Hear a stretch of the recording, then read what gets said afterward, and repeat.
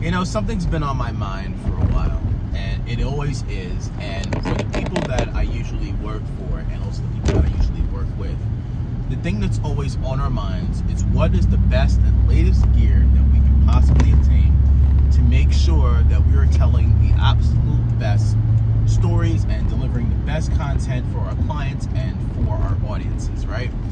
And we have this thing where we're thinking about, man, when I get this, I'm gonna tell this story, or I'm gonna make this film, I'm gonna do this. And no, wait for that, man. Don't wait for it. Just make it. Use what you have. Let me tell you something. What I'm using right now to film this me talking to you is my iPhone. Right? I'm using my iPhone right now, and it's probably the best tool that you can possibly have. Now, it may not have all the bells and whistles. It may not shoot RAW, obviously. It may not have manual control like the way we want to have it, but it is the tool, the one good, valuable tool that's in your pocket right now to get you started. To tell stories, you do not actually need a camera. You don't need the best thing.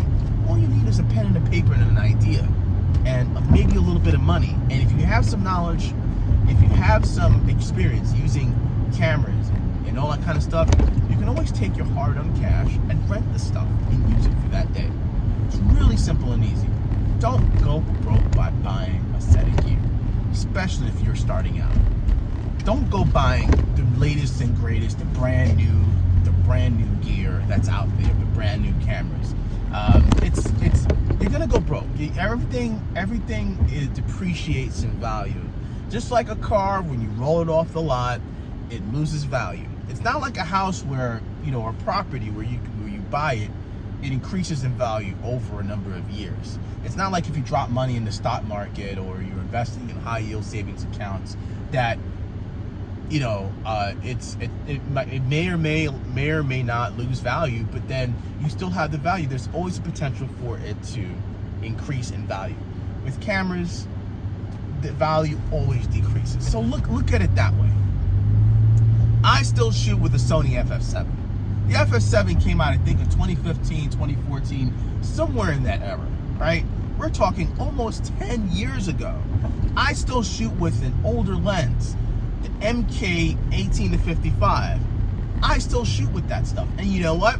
It gets the job done. The technology is still relevant. 4K 10-bit was not going away. 10-bit 1080p is not going away. We're still delivering in HD.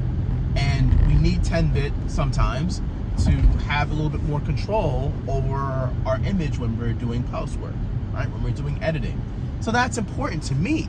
But what's important to you as a filmmaker? What are you gonna do? What are you gonna buy? Are you necessarily focusing on the gear and spending money and then trying to recoup that money, and then somewhere down the line you're not gonna get any work for about a good set of months?